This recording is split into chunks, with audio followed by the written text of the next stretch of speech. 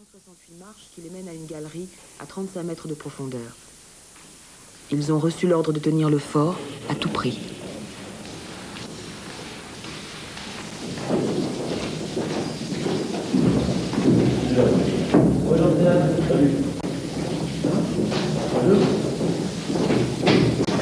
Dans leur retraite précipitée, les hommes ont le souffle coupé.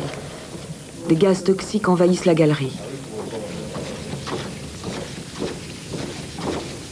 Faut-il capituler pour sauver sa peau?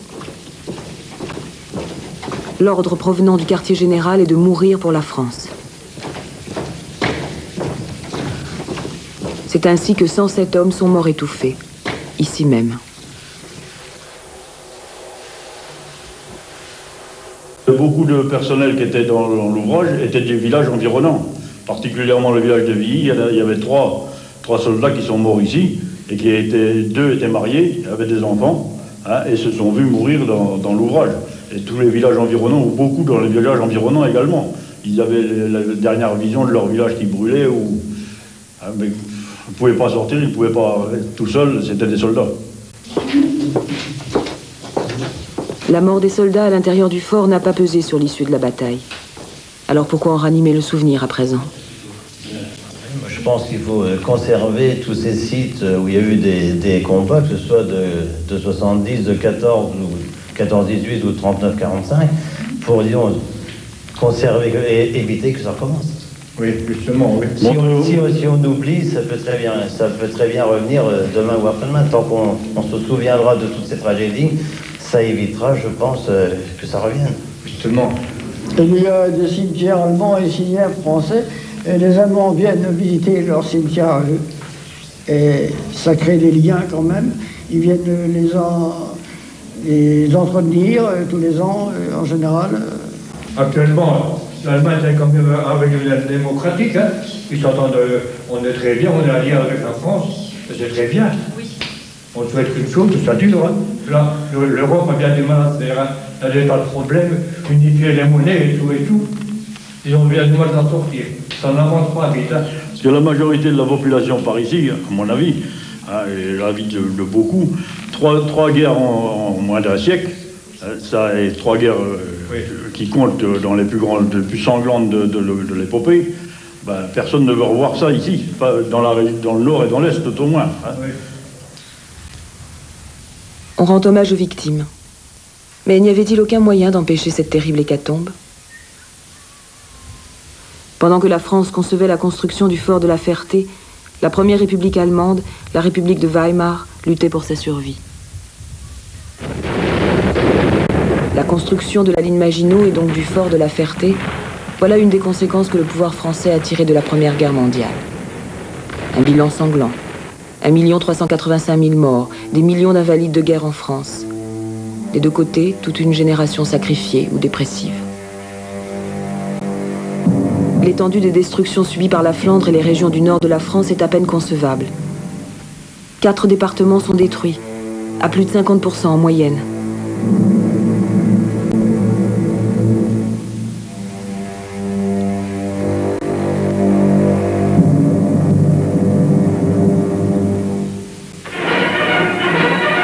En 1919, la France est parvenue à triompher, mais de justesse. L'incapacité de la nation à soumettre l'ennemi sans le soutien massif de ses alliés anglais et américains fut un vrai traumatisme.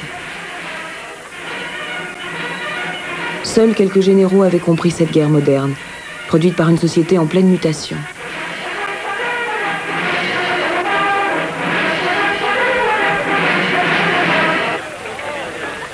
Malgré tout, on voit une grande admiration à Joffre et à Foch, ce qui fut un appel à la non-réconciliation et un retour aux idées d'avant-guerre.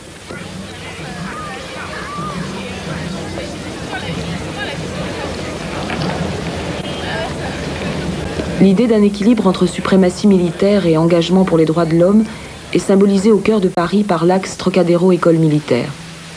Cette idée forte semble aujourd'hui appartenir à un autre âge.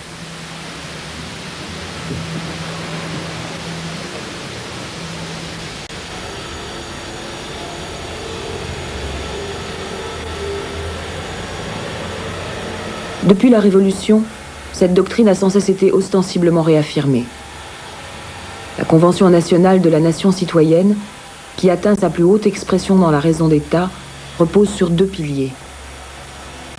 L'adhésion librement consentie de citoyens libres au contrat social et une armée de citoyens qui conquiert et défend la liberté de la nation.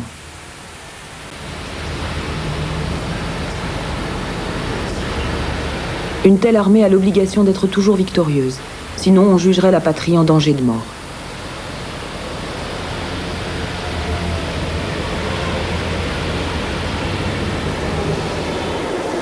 Cette armée peut aussi servir d'instrument politique, comme en 1923, lors de l'occupation de la Ruhr. Il s'agit de faire appliquer les mesures draconiennes prévues par le traité de Versailles, même si la jeune République allemande y perd toute crédibilité et même si ces démocrates doivent le payer de leur vie.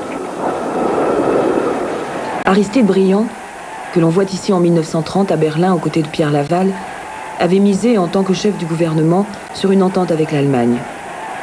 Mais des deux côtés, peu de personnes étaient prêtes à faire preuve d'abnégation pour atteindre ce but. Briand avait aidé son ami Gustav Stresemann à obtenir le retour de l'Allemagne au sein de la Société des Nations. Lorsqu'il veut lui rendre un hommage posthume, il a abandonné l'espoir de pouvoir poursuivre sa politique.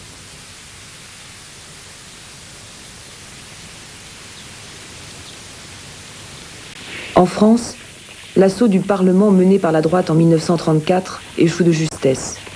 Au dernier moment, de la Rocque ordonne le retrait de ses croix de feu. Par la suite, le pays connaît des grèves massives. Les ouvriers entendent faire valoir leurs intérêts, dans la société comme en politique. En 1936, la majorité porte au pouvoir la coalition du Front populaire, composée de communistes, de socialistes et de radicaux. La politique sociale et financière des différents gouvernements de Léon Blum alarme la bourgeoisie, qui craint de perdre ses privilèges. La fuite des capitaux et le boycott infligé au gouvernement de gauche aggravent la situation économique. En 1938, l'État français est au bord de la banqueroute. En dehors de la foi en l'armée, cette période de remaniement ministériel connaît une autre continuité. La figure imposante du ministre de la Guerre, André Maginot.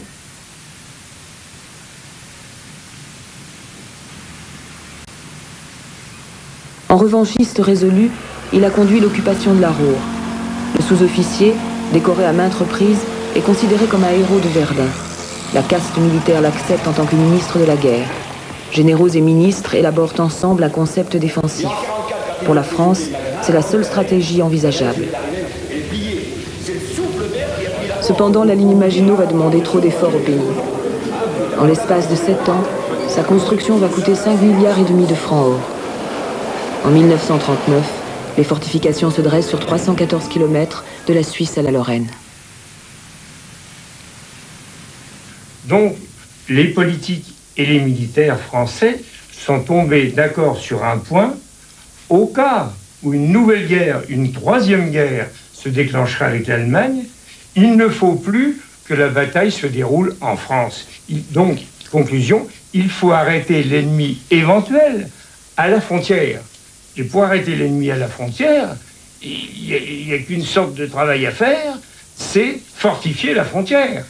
Alors, pour ne pas quand même transformer une ligne de béton armée d'artillerie en ligne offensive, on n'a pas voulu construire la ligne Maginot sur la frontière.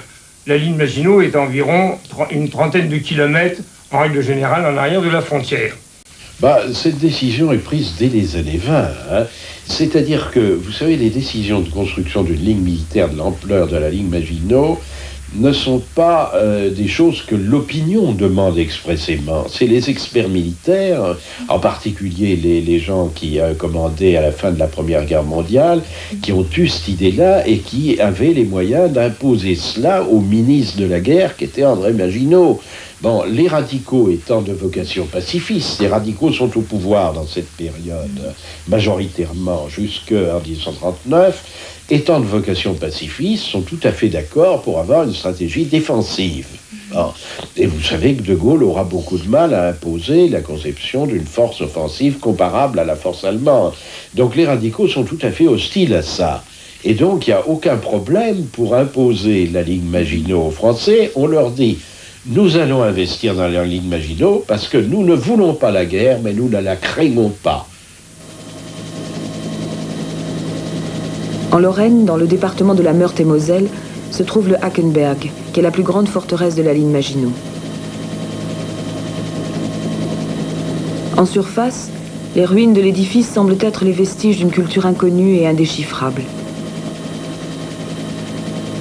Ceux qui vivent ici connaissent beaucoup d'histoires illustrant la confrontation et la coopération entre Allemands et Français. Ils peuvent faire le récit des rendez-vous manqués de ce XXe siècle. Le terrain, à présent recouvert d'épaisses forêts, était alors tout à fait dénudé.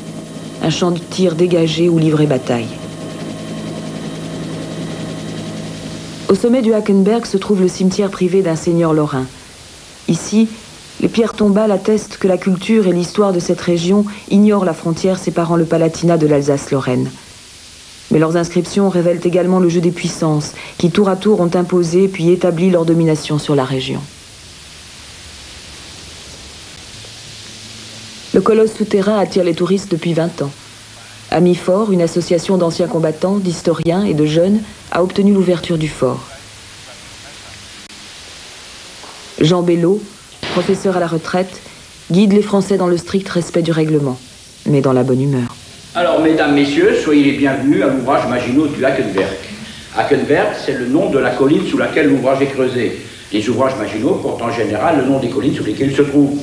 C'est le plus gros fort de la ligne Maginot. Il a une emprise de 160 hectares.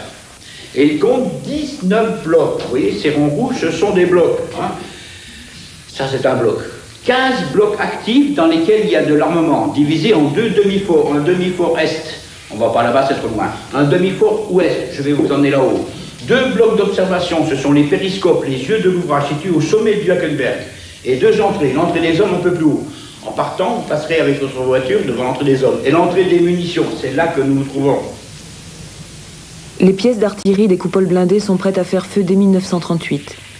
Pourtant, les forteresses ne seront suffisamment ravitaillées en munitions qu'au début de la guerre, en septembre 1939, lorsque la région est évacuée.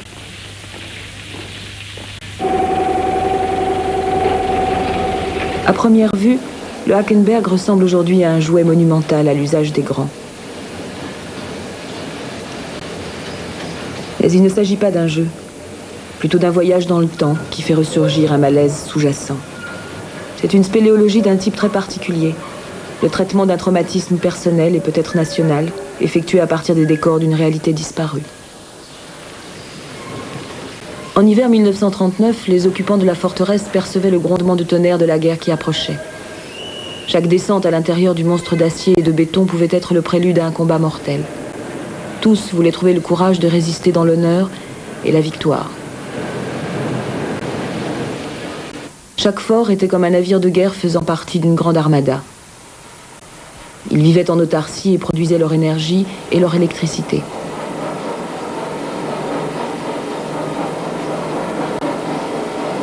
Les soldats, terrés dans leur souterrain de béton, se sentaient parfaitement en mesure de remplir leur mission tactique, notamment en raison de l'énorme puissance de feu des ouvrages fortifiés. De plus, du militaire de carrière au réserviste, en passant par l'appelé, chacun des hommes qui ont servi ici était un spécialiste formé pour la tâche qu'il devait accomplir. La ligne Maginot était le système d'armement haute technologie de l'époque, propre à alimenter outre-Rhin la fiction d'une France armée jusqu'aux dents.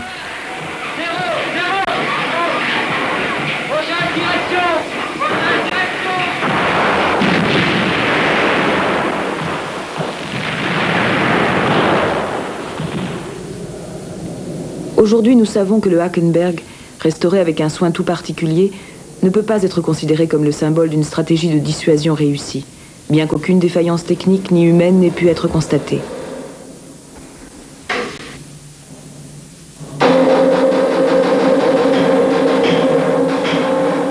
L'ordre de cessez-le-feu arriva au moment de la défaite, défaite dont les politiques et les militaires portaient la responsabilité. Ici, c'est l'ordinaire groupe. Celui qui va au fond du mythe de la ligne Maginot peut aussi en rapporter des anecdotes. Dans le civil, nous avons connu l'inox qu'en 1955. Hein, et dans ces cuves, on peut faire à peu près 200 rations de ragoût ou de pâtes alimentaires. Elles sont aussi modernes.